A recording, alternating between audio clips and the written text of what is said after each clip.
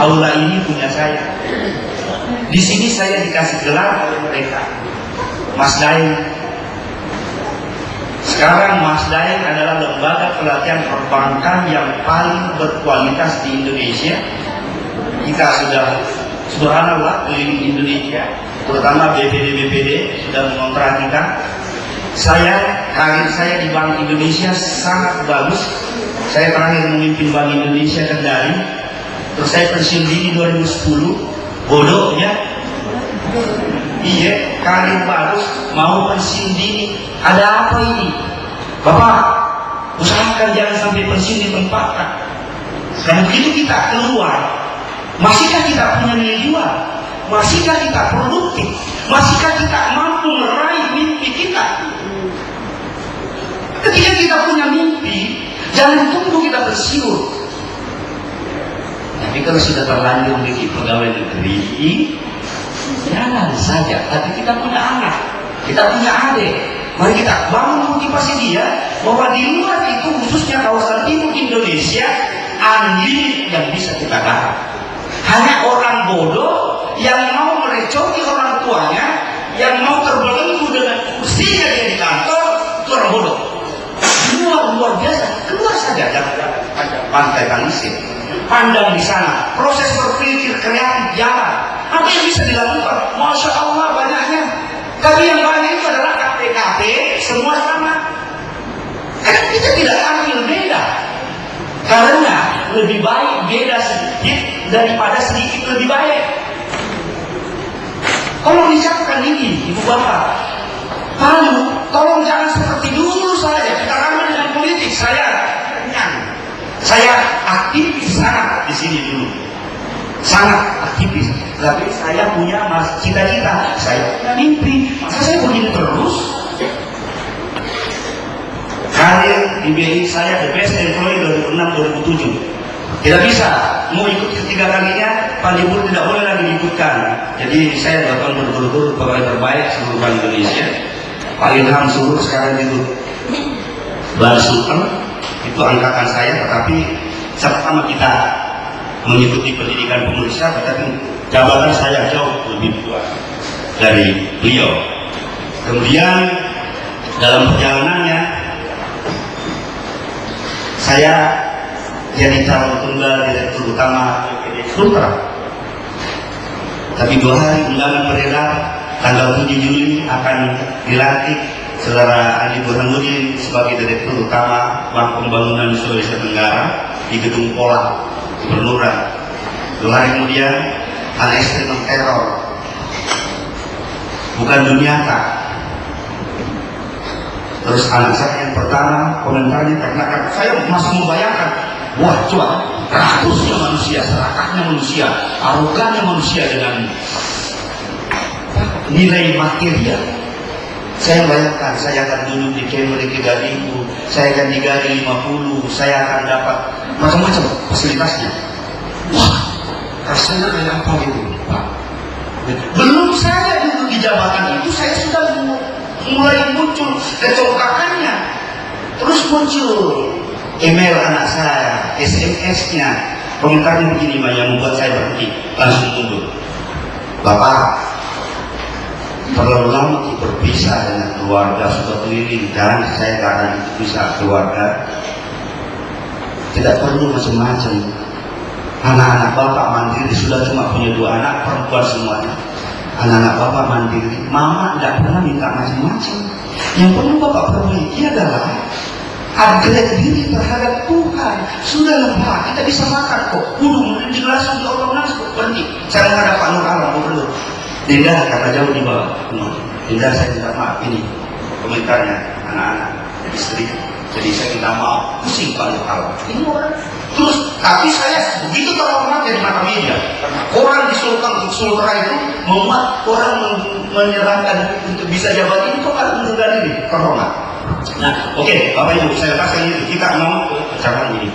Bapak Ibu, S2 begitu, maaf kalau saya berlogat. Saya belum begitu, tapi ada kan rasa tanggung jawab di situ. Integritas keilmuan kita itu ketika sudah muncul, Hati-hati Ki. Ketika muncul secuil perasaan S2 kan, hati-hati Ki. Maka integritas keilmuan Anda itu luntur. Tapi maukah kita menunjukkan bahwa orang lain yang menilai kita bahwa kita orang berilmu? Maukah kita menunjukkan kepada masyarakat bahwa ketika saya di kantor itu hanya pegawai ini, kepala seksi itu, dan seterusnya, menunjukkan bahwa ketika saya selesai di wisuda, saya punya nilai tambah terhadap pekerjaan saya. Kalau hari ini saya datang jam 9,